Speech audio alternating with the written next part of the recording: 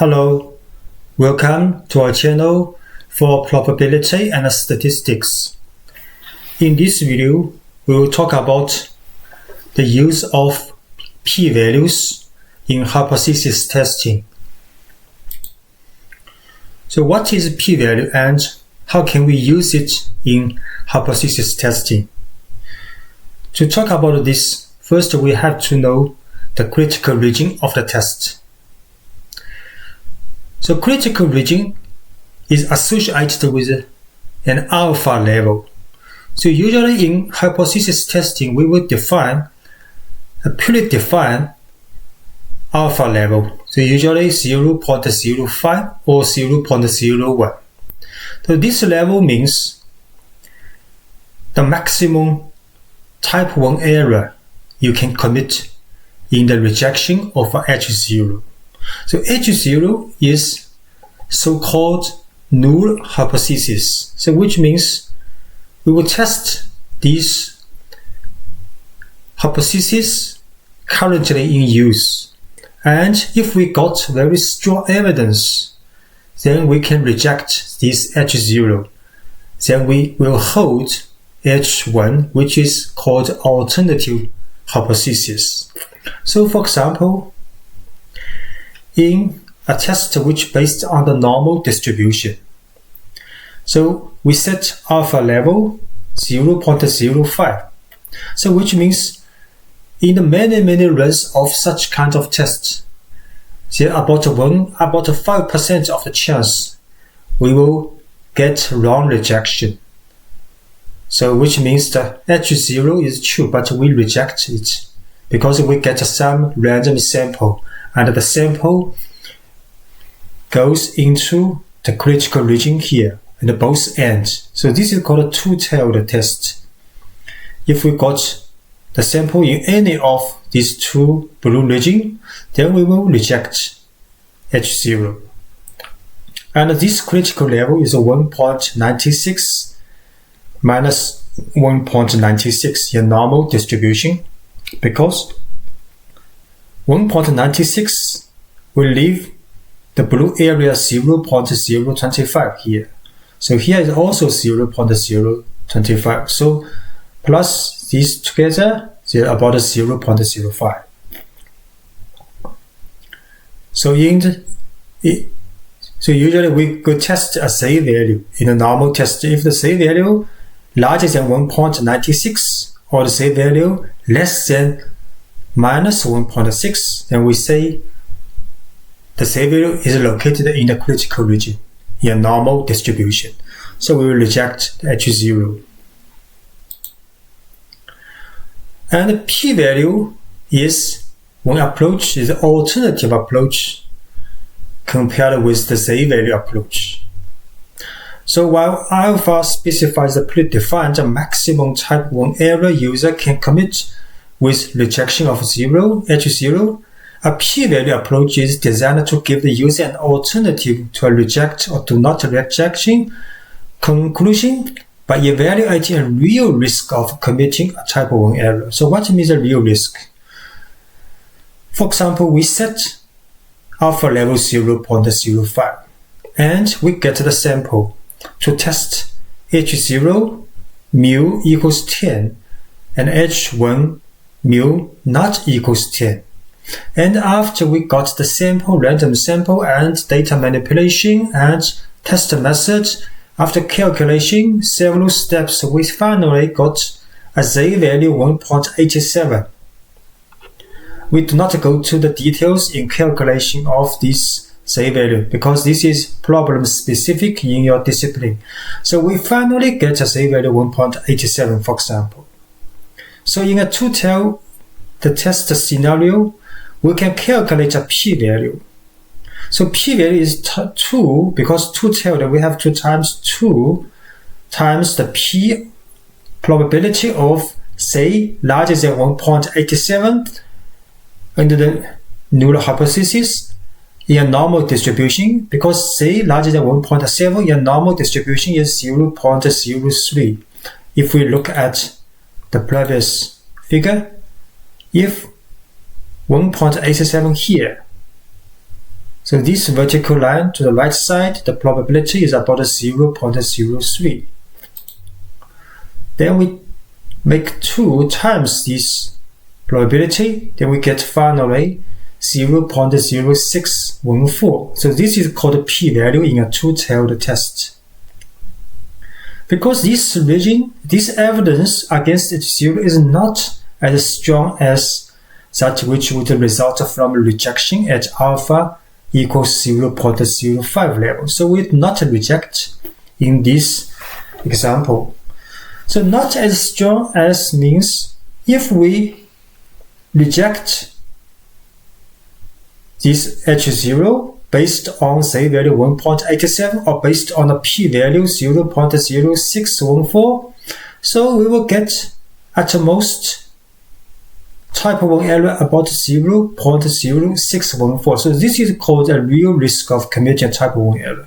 So because this type 1 error is larger than alpha, alpha is the maximum type 1 error we can commit.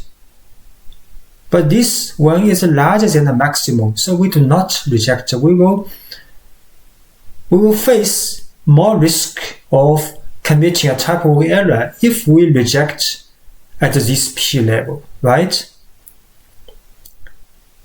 So if we, for example, we got say equals to 2.39, and after calculation of the p level, 2.39 times in the normal distribution, the p-value is about 0.01.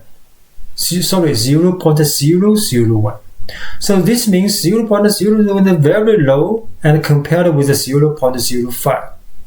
So we will reject because we have very, very lower risk of committing type 1 error. This is what we want to see. The lower type 1 error, the better, right? The higher type 1 error, the worse. So in hypothesis testing, what we want to have is we hope we can reject the null hypothesis because we want to see H1 is true. H1 or alternative hypothesis is usually the significant thing in your research discipline, what we want to see. For example, a new machine is better than the current machine. A new method is more effective than the current method, or something like. So we want to see the alternative test should be true, should reject H0. We should see some improvement in the new technology. This is alternative hypothesis. But at the same time, we want to see the rejection will commit lower risk of a non-rejection. So this is the compromise. And the compromise is based on an alpha level, 0.05 or 0.01, for example. So if we use a p-value approach, we just compare the p-value. So in two-tailed test, we have to use 2 times the probability of committing this say value in a normal distribution. Then we got a p-value. So we just compare this p-value with the alpha level. If it is lower of the p-value, then we reject. If it is higher p-value than alpha level, we do not reject. So it's quite simple. We do not think too much about the alpha level and what is the say value associated with the alpha level. Because in many programming, like in R, in SPSS, in all statistical programming, it will return an p-value in the result. So we just see the p-value, for example, is 0.040. If we see this is 0.040 is lower than what we have specified alpha level 0.05, then we reject. So p-value is quite simple way. And in the one-tailed test, we will see the critical region is either in this positive area or either in this left hand area, right? So we just test either theta is larger than theta 0 or theta is less than theta 0 versus this hypothesis H0, theta equals theta 0. So we cannot test a two-tailed, we only test one-tailed in one approach, in one testing, right? We cannot test both. If we test both, then it's a two-tailed test from the previous page. So say in one-tailed test, either we use this one or use this one. The alpha level is for one end. So for the normal distribution, it's 1.65. For the critical value, we're returning the end probability 0.05. So which is the predefined alpha level, right? So in the p-value approach, we just calculate the probability associated with the z-value from sample data in a normal distribution, but we do not need to times 2 here. So if we look back this formula, so in a one-tailed test, we just use p, calculate the p, node 2 here, equals the probability of a z-value larger than, this is the real z-value from the sample, right? So if we just calculate the z-value from the sample, if the probability of say larger than this z-value, then equals a real p-value.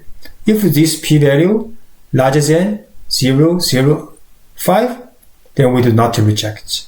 Just note no 2 here, right? For the one-tailed test. So this is for the two-tailed test.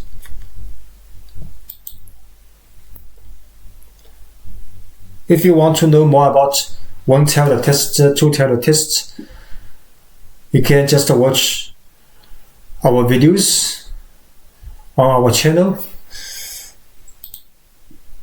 Thanks for watching.